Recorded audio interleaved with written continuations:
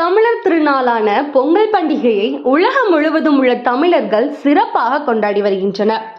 பொங்கல் பண்டிகை ஜாதி மதங்களை கடந்து தமிழர்கள் என்ற ஒற்றை உணர்வோடு அனைவராலும் கொண்டாடப்படும் ஒரு பண்டிகையாகும்.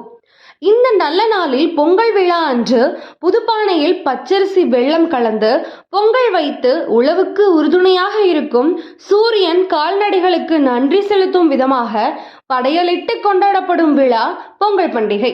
அந்த வகையில் கிராமப்புறங்களில் இன்றளவும் பாரம்பரியம் மாறாமல் மக்கள் பொங்கலை கொண்டாடி வருகின்றனர்.